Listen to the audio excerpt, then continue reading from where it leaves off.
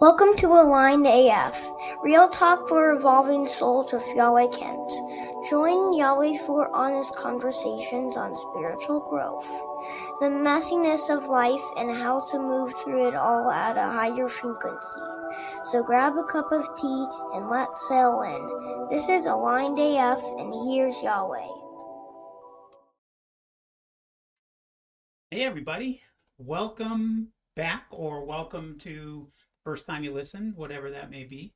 My name's Yahweh and this is Aligned AF, real talk for the evolving soul. I'm going to be upfront with you this episode. I've been having a tough time getting it going this week. I had plans today's Friday. Okay, so to give you some perspective, today's Friday, and I had plans starting back last weekend that, my son gets dropped off at school, my wife is at work. I've got time all week to get one or two episodes recorded. And then weather happened, everybody stayed home. Then weather happened again, my little man stayed home. Then, it's just one thing after another after another. And excuse me, I was having a tough time getting it started. And kind of tough to do with background noise and things like that. So it's okay, flexible. You got to kind of work that way in the human world. And then today came, and I knew that my son was going to be back in school, my wife's going to be at work. I was actually going to have time to get this done. And there was just something in me that I wasn't feeling it. I wasn't motivated. And I sat with it for a while and realized, that's kind of what the episode is about. It's a process, it's healing, and it's messy, and that's okay. So maybe I just hit record and start talking. Um, this episode is titled Healing is Messy, and That's Okay. And really what I want to get to and what I want to address in this episode is the idea that healing, whether, sometimes people think it's supposed to be a certain way or we wish it would be a certain way. And the truth is, it's okay that it's not. Healing is not smooth, it's not linear. It's sometimes it just reaches up and smacks you upside the head. And that's what I want to talk about today because it's okay. And there are tools available to help you get through it. And you're not the only one that it's happening to. I'm not the only one that it's happening to. If you're listening, the chances are you've gone through it too. So let's get started. I already told you what the episode's about. Really, what I want to do is I want to kind of break that illusion that healing is this linear or predictable process. If you do this, that will happen. There's a lot of self-help type projects out there, self-help roles, self-help um, tools available. And first of all, don't get me wrong, I am not disparaging any self-help opportunity.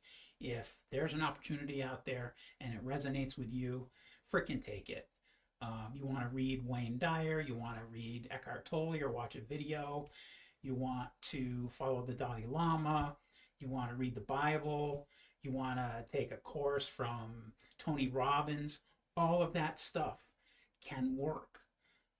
All of it can resonate with you, but it's okay if it doesn't, and that's really what this is all about. Not everybody can follow the same course. Tony Robbins is an example. He's amazing, and I've got nothing bad to say about Tony Robbins. But I took one of his courses many, many years ago, and quite honestly, it just didn't resonate with me. It wasn't jiving, and that was okay. I moved on. I found other things that could kind of help me along, and I'm all for people doing what they need to do and what feels right for them in any process. You don't even have to listen to me, you can feel free to shut this off right now. That's okay too. But really, it's about accepting the fact that it it's not always crystal clear, and there's not always a defined destination. One thing I really want to be clear about is that healing and spirituality and all of that stuff, it's not it's not a place where you end up. It's a process. It's a part of your life. It's minute changes that you make along the way that really can have a big impact further down the road. So think about dropping a pebble in a pond, okay? The first ripple is really tiny, but then that starts to ripple out and ripple out and ripple out and ripple out and ripple out. And aside from gravity and friction, that could go on forever and become bigger and bigger and bigger and have a huge impact on other things. But it starts out as just a pebble in the pond, you know, and that's what I really want to get into. Kind of eliminate the myth that healing has a perfect route, a perfect path. So let's talk a little bit about what causes us to see it that way.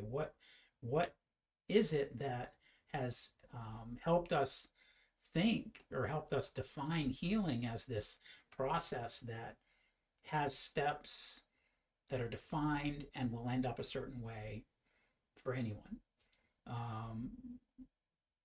Social issues. I mean, society itself really, pushes that on us sometimes. Social media, especially, can press that on us, and then of course spiritual bypassing, and we'll talk a little bit more about that. So, how do we accept our process in all of this? Let's talk real quick about like society and how it sees us. When I say society, I mean our family, our friends, our community, the TV commercials, the just the advertising that's out there of how to get better, how to heal, and it's not just spiritual or emotional; it's physical as well. Um, you know, people saying, "Take this pill, you'll feel better." Yeah, but there's a shitload of other symptoms that go along with that. What are the side effects? Um, I'm all for therapy. Absolutely, go for therapy. Having a space that's safe to be able to talk through what's going on in your life. You got to remember though that the person that's there for you, that's creating that safe space for you, is not your healer. You are your healer, and all of it is up to you 100%. What you put into it is what you'll get back from it. And I'm here to tell you that with a little bit of effort, you're going to see a lot of results. But that effort's got to be from you. Okay? So set society aside. Look at social media.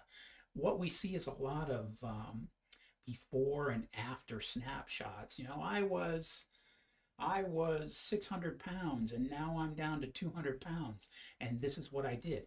And that's great. I am absolutely all for it. But what we see is the before and the after, but they don't show us how fucking messy it is in the middle. How hard it is to do that. How many times you tried and stopped. I don't want to say failed, because you'd only fail if you stop trying altogether. But you start a process, and if it's not working out perfectly for you, you stop. We've all done that. Or it's working out and you're really starting to see results, but then you slip.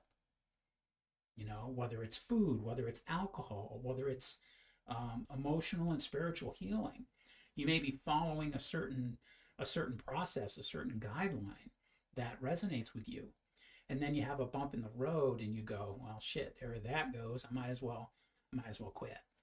They don't show you that messy stuff in the middle, And I'm here to tell you that it's the messy stuff in the middle, first of all, that gets the work done. Excuse me. But it's also the messy stuff in the middle that's the most important. Every single bit of that is work. It's part of the process. And you can't decide you're going to do something, close your eyes, and the next day it's done. It doesn't work that way. We live in a human existence. We're spiritual beings, but we're in these bodies. We're in these, meat wagons. And life goes on around us, and we're surrounded by other people that are living these lives too. And what we do affects them, and what they do affects us.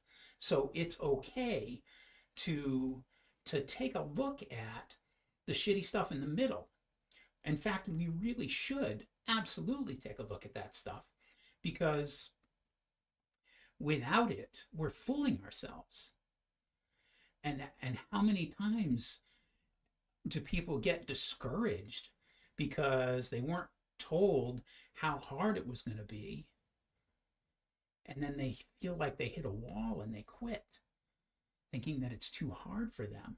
I got news for you. It's not too hard for you. A little story, just a short thing.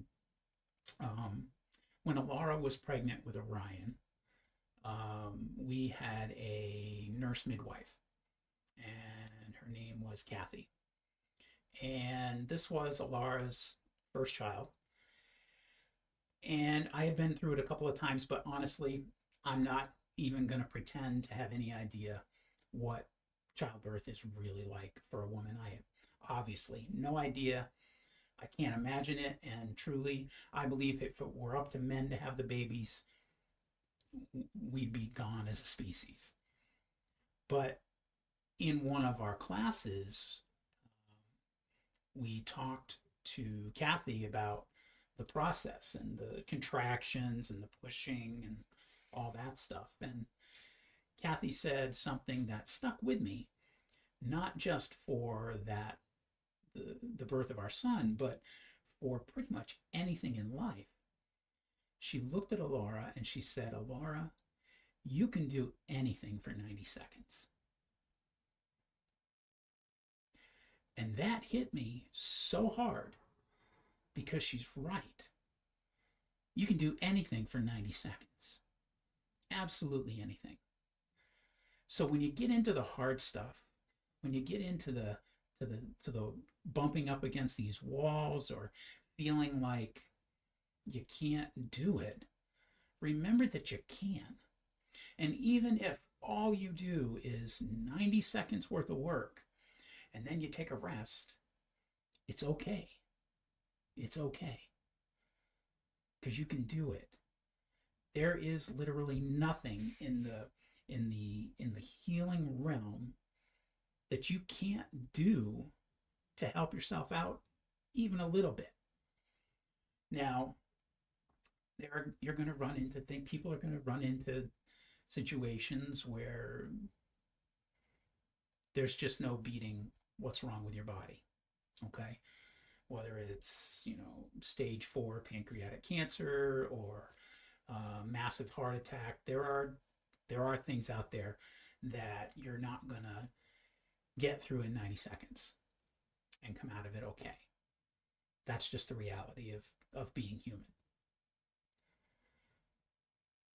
But for the most part, in the life that we live, we can get through anything.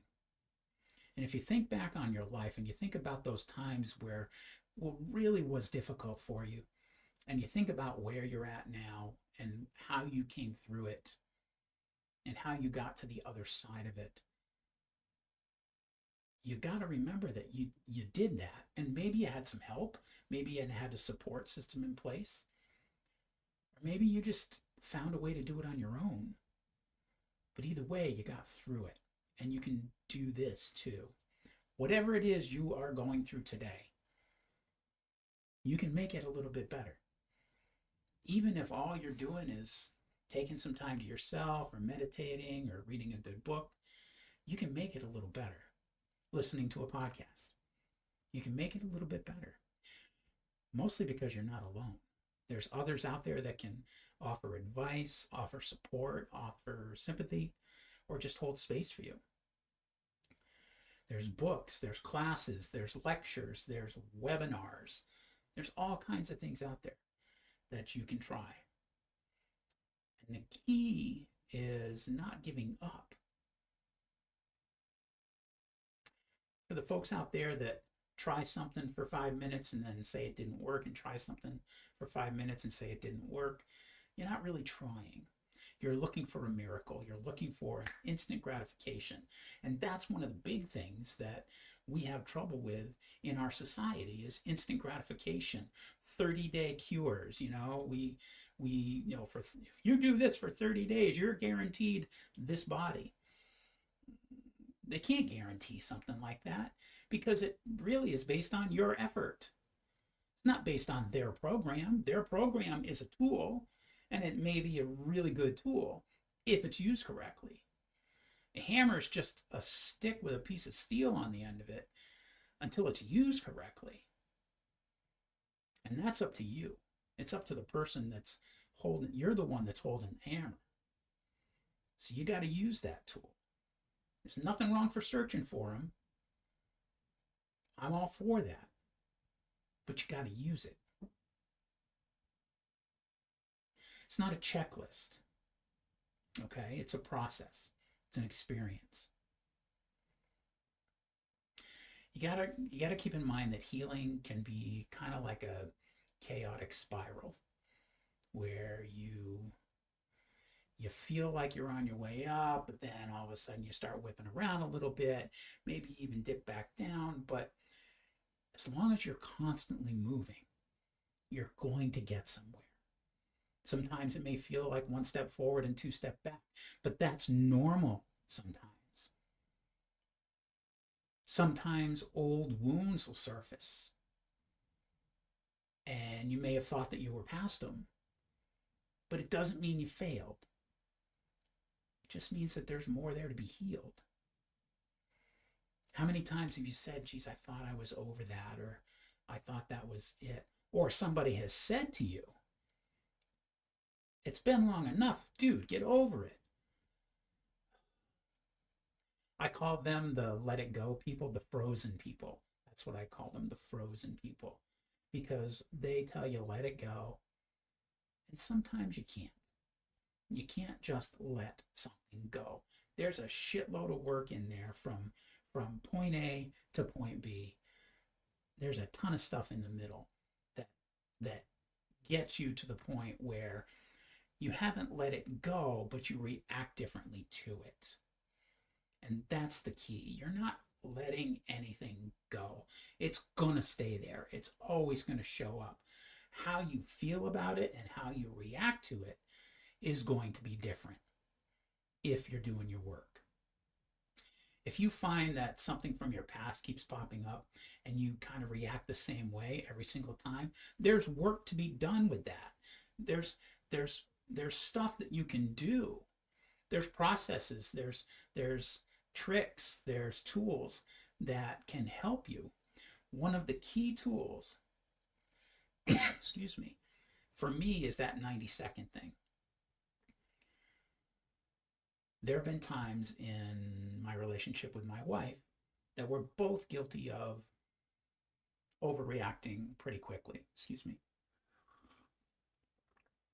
Something will come up, it'll be a trigger of some kind, whether it's something that she did that reminded me of my ex-wife, or something that I did that reminded her of the way I used to be when I wasn't Yahweh and I was drinking a lot. And that's normal. It's okay for us to have those things come up. But then we'll overreact to it.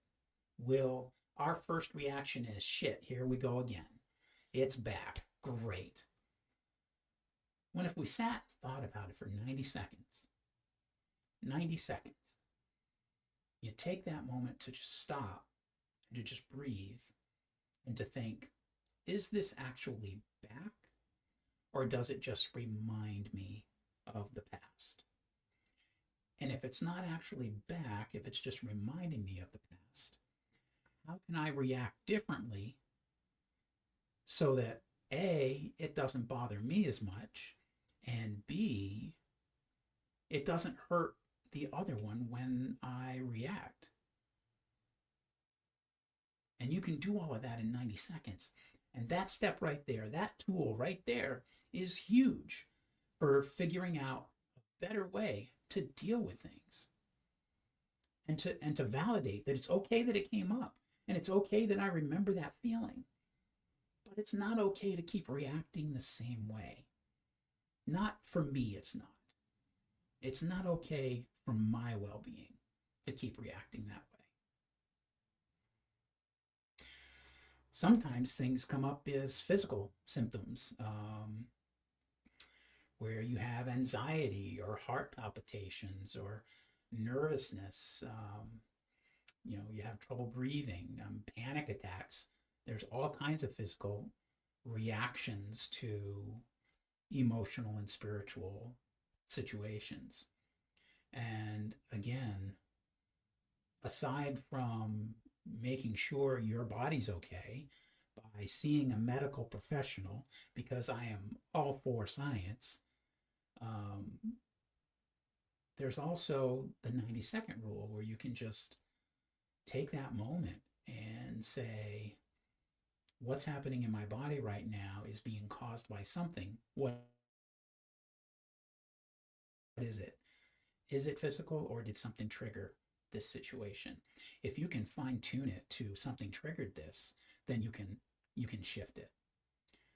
If you can't, and it really is a physical situation, get your ass to the hospital. Just do it. Don't be afraid of doctors. Don't be afraid of science. I'm not. I'm all for homeopathy.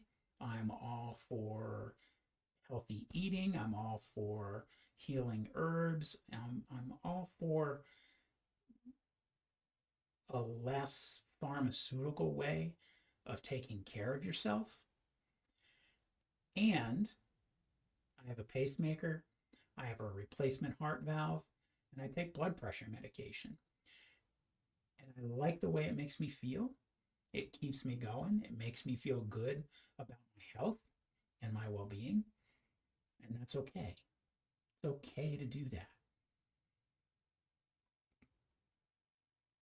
Something else you want to do is not be afraid of the messiness. Don't resist it. Don't push back at it. I think it was Buddha, and again, I'm probably not going to get the quote right, but I'm pretty sure it was Buddha that said, change is not difficult, resistance to change is difficult. Well, the messiness of the healing process is the change. Okay, what you're trying to do is you're trying to isolate behaviors and feelings and emotions and shift them. And there's something in all of us, every single one of us has moments where we resist change. Sometimes, even if we know that change is better for us, because, excuse me, it's sort of like the devil you know versus the devil you don't know, where we may be living in just a really rough situation. We may be unhappy all the time. We may have trouble at home or trouble at work. And yet we continue to live with it because the alternative is unknown. And the unknown change is scary. So we resist the change. And that makes us even more uncomfortable. So we have to sit in that chaos. We have to embrace that mess. And we have to be okay with the change. The idea of changing. I want to change. I don't want to overreact. I want to be as happy as I can possibly be every day if I can. I'm not fooling myself to think everything's going to be blissful and sunshine and unicorns all the time. That's just not life. There are going to be bumps in the road. But how I react to them is something that's in my control. So I'm going to embrace the change. I'm going to embrace the chaos and the mess and know for a fact that the reason I'm embracing it is because that is where the healing is. That is the place where you do the work, and doing that work will get me to the other side of it. Doing that work will allow me the opportunity and the tools to not feel shitty anymore, to not feel like everything's out to get me, to not feel like my world is falling apart. I don't want to feel that way. So I'm going to embrace the work, embrace the mess, embrace the chaos, because I know that's where the work is that'll get me where I want to go.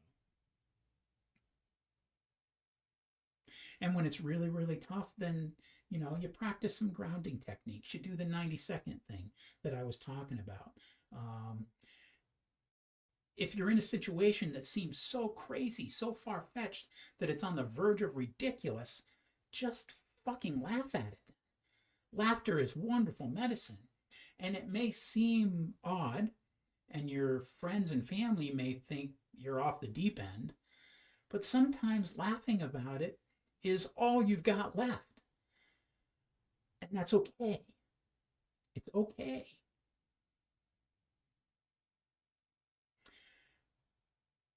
One thing in all this that's super important is I want you to think for a minute. I want you to put yourself in a situation where a friend has come to you and said something really tough's going on in their life. Sort of insert your own story here. But a friend has come to you, they've said, look, I've got a lot going on. I've got this happening and that happening. And I don't know what to do. And I'm really just looking for somebody to listen. And you, being a friend or being a family member or being somebody who cares about them, you listen to them. You support them. Maybe you give them a little bit of advice, but maybe that's not what they're looking for. Maybe they just want somebody to hear them. And now ask yourself, why don't I treat myself that way? When I know I've got a lot going on, when I know I'm in the middle of a difficult situation, why the hell do I beat myself up so much? Why do I say, what the hell is wrong with you? Why do you keep doing this? Why do you keep reacting this way? Jesus Christ, you're never going to get it done. You're never going to get over this. Why do you do that to yourself? Why did I? Hell, I'm still guilty of it today sometimes. The nice thing about everything that I've been through and the tools that I use is I catch myself sooner now. I'm not immune from it. I'm not exempt from it, but I catch myself sooner. And I don't suffer with it for a few days or a week or more. I catch myself.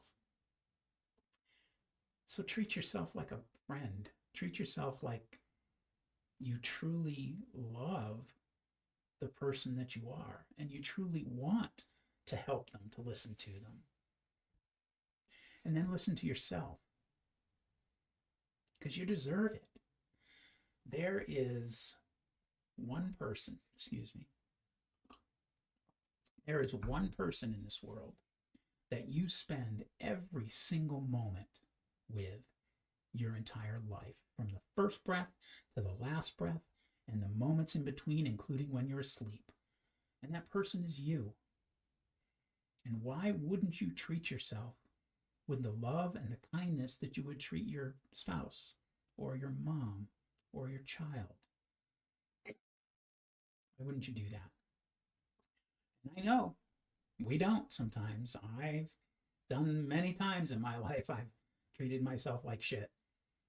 And I'm really, really grateful for the tools that I've discovered along the way, for the tools that were shared with me, or the tools that I read about that I've actually implemented to help me with that process.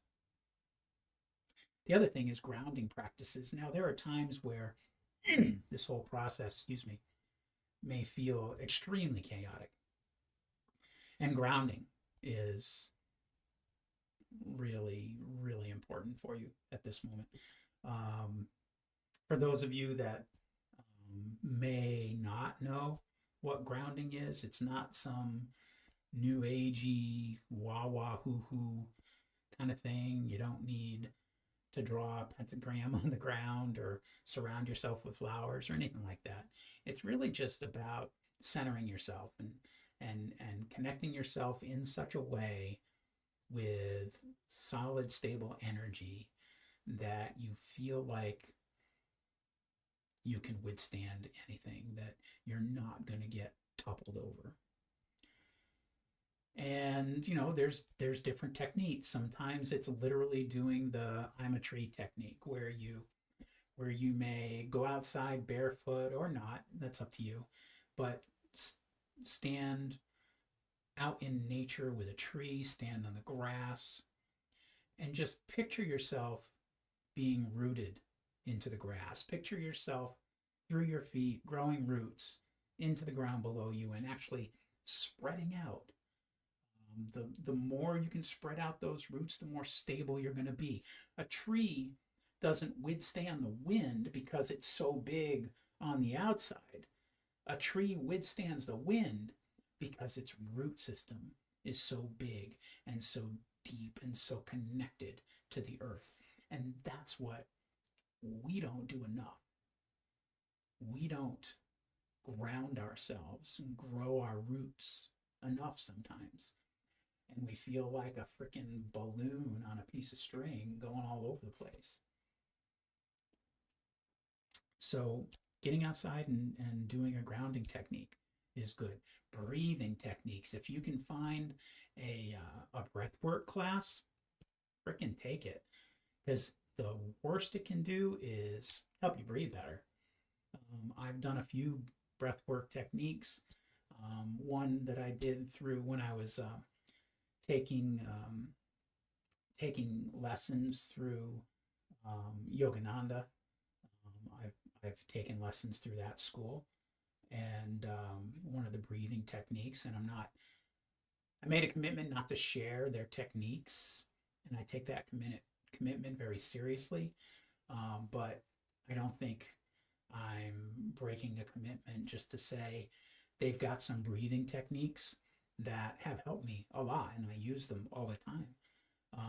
Of just how you breathe, how you intentionally breathe. One thing about intentional breathing is, our bodies breathe naturally by themselves. From our first, well, I'm older, so my first slap on the ass by the doctor, they don't do that anymore. But when I took that first breath, my body started working, and it's been breathing on its own ever since. And when you intentionally breathe, your whole system says, what the hell are you doing? We do that for you. And you just intentionally breathe right through that. And it tells your body that it's time to slow down, that it's time to be present and to be anchored and to allow thought to take over that for a minute, just to center yourself, just to get yourself in a space where you feel you have control. Because sometimes when we react or overreact, we feel completely out of control. And grounding ourselves with breath work can really help us regain that sense of control that we need to have. And there's lots of other ways. You can look up grounding techniques on YouTube. You can look them up just by Googling them. There's lots of choices out there. And there's some really great breathwork people out there. I know a few of them myself. And maybe I'll have one or two on the show at a later date.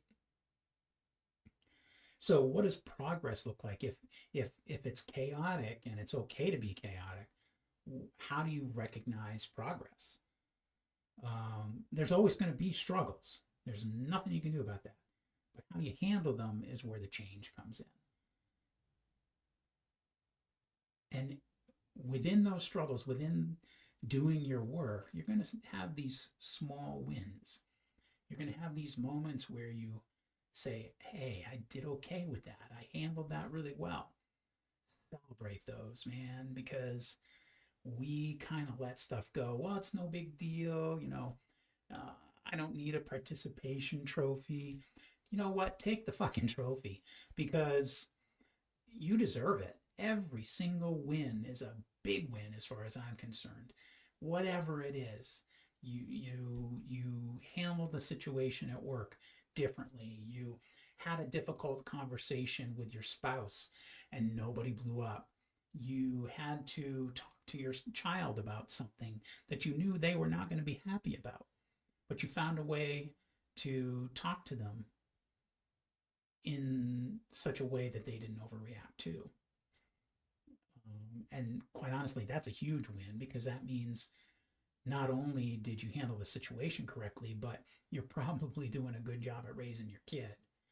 That's a big one. But celebrate all the wins, every single one of them. Sit down at some point of the day, whether it's the end of the day or after dinner or when you're having tea, whatever it is, take a moment to say, what did I have? What happened today that I can call a win? There's always going to be something. What can I call a win? Even if you had a shitty day, it was all chaos, you feel like you just got beat up, you can say, well, me sitting down right now looking for a win is a win because I'm taking the time. I'm following what I need to do for myself. That's a win right there. Celebrate all of them. You also got to give yourself time to reset and to integrate. When you're going through a process, when you're taking a class, when you're doing breath work, when you're watching a webinar that's got intense healing in it, when you're reading a book, whatever it might be, we tend to not take enough time to sit with it and let it integrate into our systems.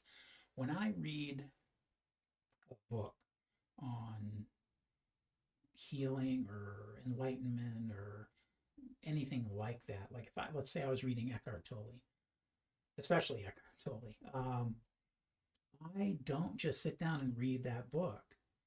I read that book. I may read a page and then sit with it. I may read a paragraph. I may read a line, a sentence, and just sit with it for a while and think, what does that mean to me? How does it relate to my life? Or how that sounds like a great idea. How can I incorporate that into my everyday routine? Sit with it, reset, let it integrate, take the time. And then you got to just trust. You got to trust the process. It's going to feel ugly. It's going to feel uncomfortable. And you got to trust it. Going back to embracing the chaos. Trust the process because it's in that process, it's in that work, it's in that ugliness and uncomfortableness that the good shit happens. Embrace it and really trust it because trust is key. Well, I feel like I kind of crammed a lot into a little bit of time here.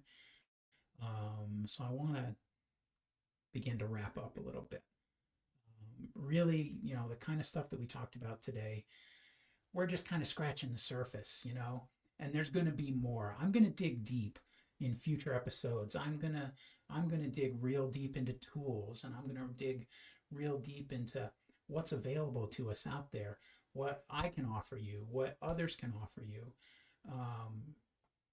And we'll talk about, it's not all going to be super heavy, only the bad stuff, only the heavy stuff. We're going to talk about the good stuff too.